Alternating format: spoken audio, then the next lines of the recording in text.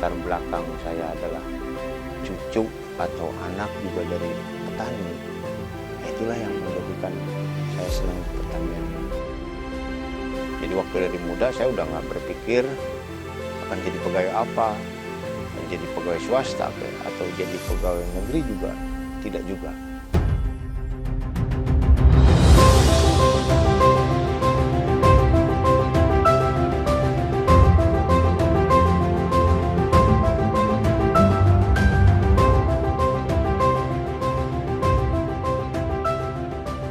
Tahun 2000 sampai 2010 ini saya di pertanian, cuman yang menjadi kendala pertaniannya di wilayah saya itu adalah pertanian tanda hujan.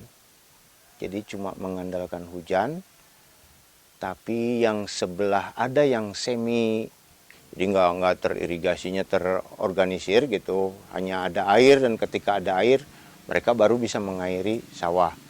Nah, yang jadi kendala saya harus kembali ke hutan ketika saya nanam padi di satu wilayah yang fasilitas irigasi semi itu, ini kehilangan air.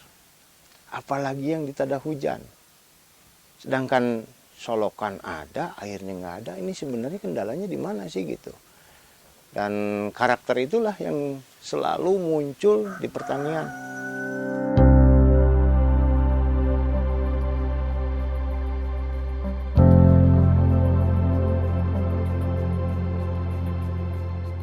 Nah, kendala ini saya cari. Ternyata itu yang berkendala adalah di hulunya. Di sumber yang tadinya anak sungai atau memang sumber sungai itu sendiri yang harus mengalirkan airnya ternyata tidak ada. Yaitu di hulu. Hulu itu ada di mana? Pasti ada di gunung.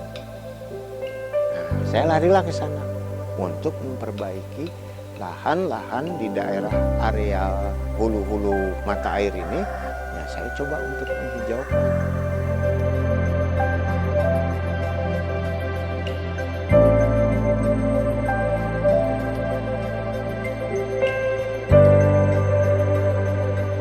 Karena itu muncul dari sanubari, ya pengorbanan kecil. Tapi saya insya Allah ini akan harus menghasilkan, jangankan untuk saya saja, tapi mereka lah yang harus kami.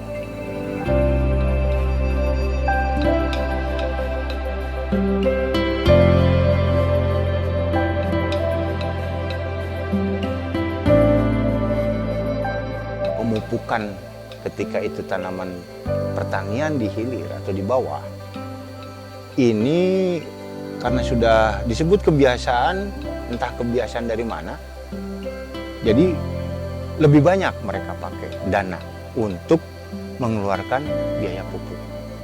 Sedangkan di hutan, kalau mereka mau mengolah komposnya saja, gitu, yang ada di hutan, ini udah nggak perlu banyak lagi pupuk seperti di sawah atau di sayuran yang memang kerap dengan kuat harus dengan pupuk itu. Nah itulah nilai lebih untuk petani-petani hutan.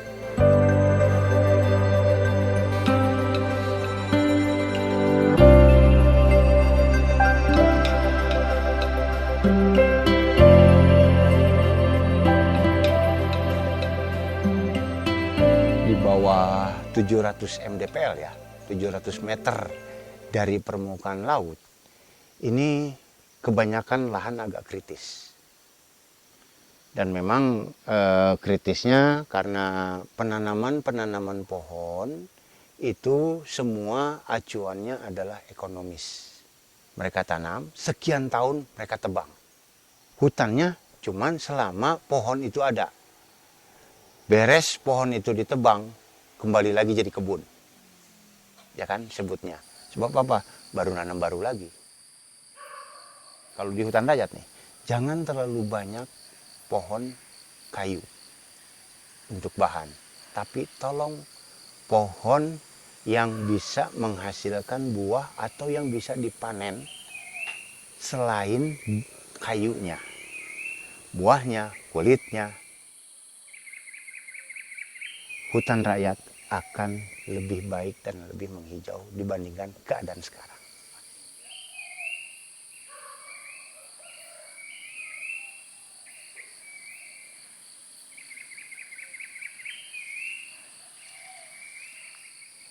Sedangkan kita menanam pohon dan secara tidak tahu dan tidak sadar itu si pohon menghasilkan oksigen dan oksigen itu dipakai untuk bernapas semua makhluk yang hidup, yang bernyawa. Itu apakah tidak disebut sedekah? Dan kita tidak tahu dan tidak pilih apakah ini satu pohon ini oksigennya khusus buat saya, kan enggak. Itu buat siapa saja. Dari hewan terkecil yang namanya kutu, cek orang Sunda mah kutu tongo walang taga, sampai gajah yang besar yang bernapas, itu mereka semua menghisap oksigen. Kita ada di tengahnya.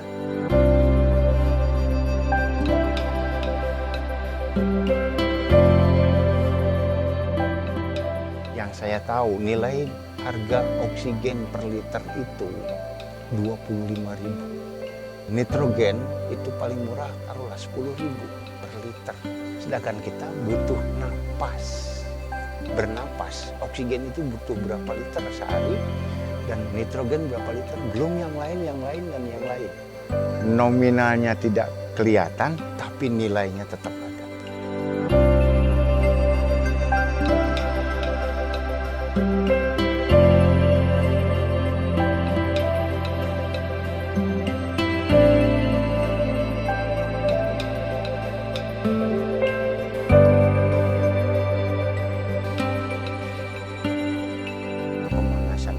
Global dengan rusaknya lapisan ozon, otomatis oksigen yang ada di alam bumi ini itu cepat berkurang, ya kan?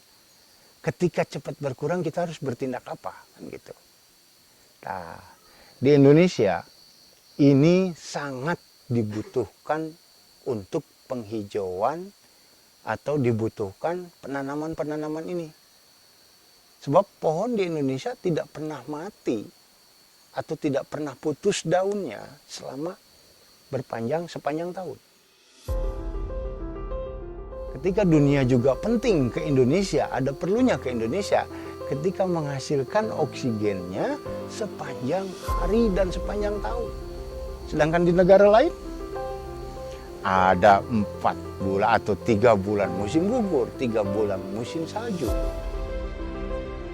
Dua musim ini, musim gugur dan musim salju, oksigennya dari mana? Daunnya nggak ada. Itulah pentingnya kita. Jadi secara tidak langsung sebetulnya kita bukannya menyumbang untuk wilayah kita, toh semua.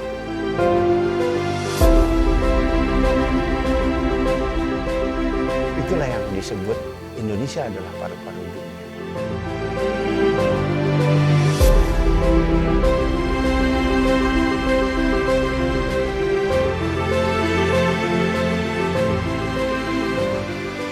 Hari ini saya harus menanam pohon walaupun besok mati.